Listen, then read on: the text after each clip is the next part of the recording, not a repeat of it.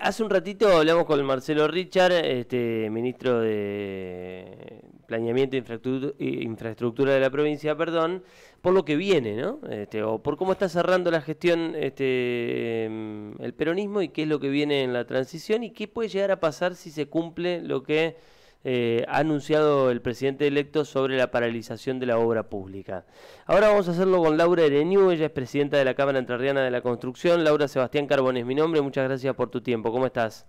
¿Qué tal? ¿Cómo estás, Sebastián? Un placer escucharte. Bueno, contame cuáles son las sensaciones que tiene la Cámara, que tienen los empresarios respecto a los anuncios del presidente electo sobre la paralización de la obra pública a partir del 10 de diciembre.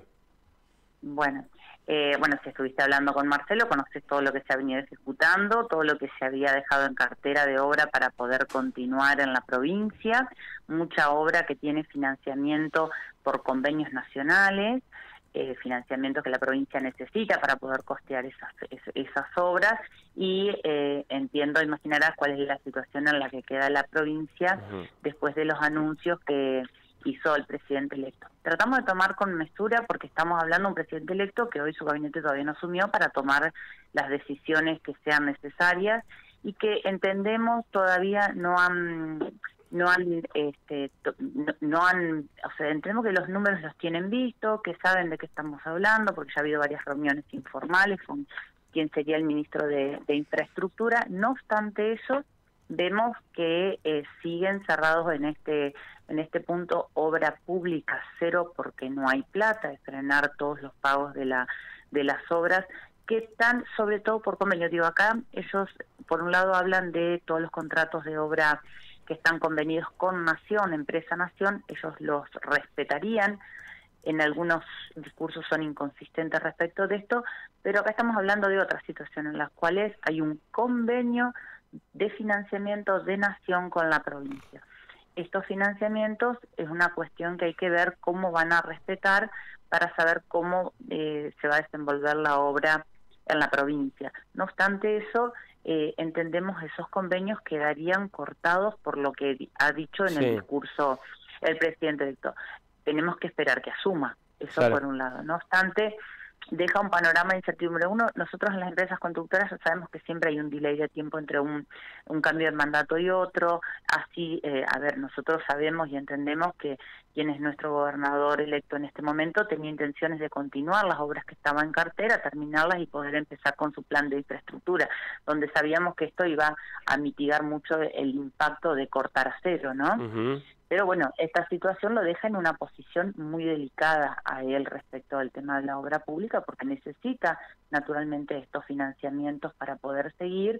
No obstante eso, o sea, hemos tenido mucho diálogo con ellos están tratando de ver cómo hacemos para reducir el impacto que esto podría llegar a tener, y digo podría porque acá hay muchas cuestiones que se tienen que terminar de definir una vez que se tomen las decisiones que sean necesarias para que ese impacto no se produzca. Así que bueno, en este momento estamos a la espera de de definiciones un poco más concretas, ¿no? Ahora el presidente de la Cámara a nivel nacional habló de que ya hay despidos en empresas.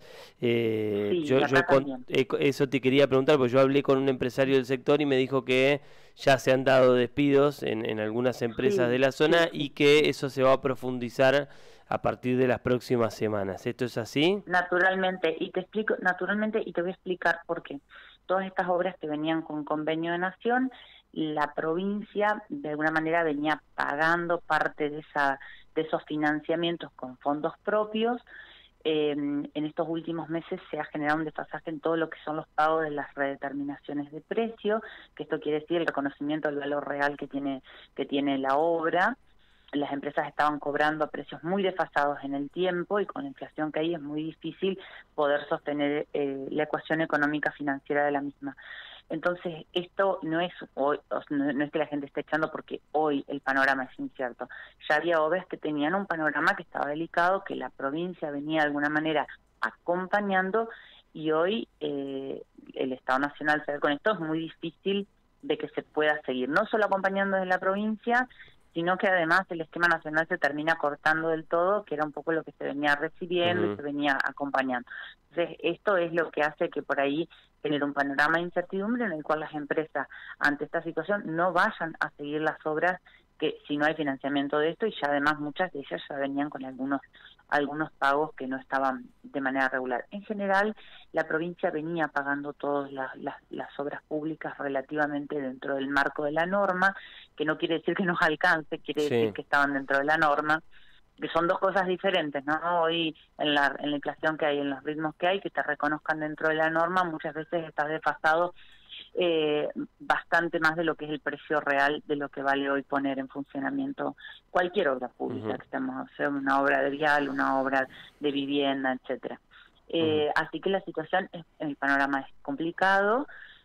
Y obviamente esto se termina trasladando a proveedores, porque por ahí solo hablan solo de despido, ¿no? O sea, acá hay una cadena muy grande en el sector de la construcción que no tiene que ver solo con la empresa y el trabajador, sino que es todo una industria que se mueve alrededor de la construcción. Bueno, que esto obviamente se ve resentida y en un panorama de incertidumbre por sobre todas las cosas. ¿Tenés números de esos despidos, de lo que vos nos confirmás ya, que ya existieron aquí en la provincia? Yo no tengo números de cuántas personas han sido despedidas en el momento en la provincia, y no creo que nadie en este momento quiera generar un caos social, y todo el mundo va a tratar primero de cuidar su gente, pero no nos olvidemos que las empresas entrerrianas somos empresas chicas, empresas que conocemos nuestros trabajadores, que no queremos dejar a nuestra gente sin trabajo, y vamos a ir reduciendo en el caso de que sea necesario, tratando de mitigar el impacto que tenga, si esto tiene un costo para nosotros, porque muchos de los empresarios lo hablamos y entendemos cuál es la situación también del trabajador, ¿no? No tengo un número exacto de los que han sido despedidos en este momento. Sí, te puedo confirmar que hay muchas empresas que ya han despedido trabajadores.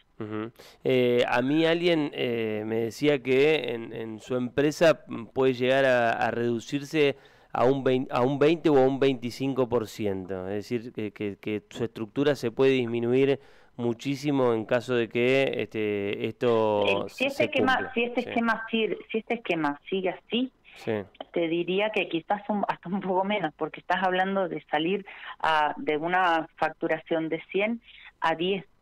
¿Entendés? O sea, si el esquema sigue, o sea, pero bueno, insisto, este es un panorama de incertidumbre en la cual hay que esperar que el gobierno nacional entre en funciones y que los gobernadores de la provincia, de las diferentes provincias, puedan negociar cómo van a continuar estos convenios de financiamiento y si es que realmente es efectivo el corte de esos financiamientos. Entonces, una cosa son los dichos mediáticos y otra cosa es sentarse con los números y los papeles y ver qué es lo que va a pasar. Y esto no lo vamos a poder saber. Lo que pasa es que este panorama de incertidumbre genera mucha inquietud en el sector. Ahora, a ver si te sigo, Laura, vos me decís, en caso de que realmente se paralice la obra pública a partir del 10 de diciembre, pues yo le decía hoy, hasta ahora son anuncios, no medidas, porque el presidente no ha asumido, el presidente electo todavía no ha asumido.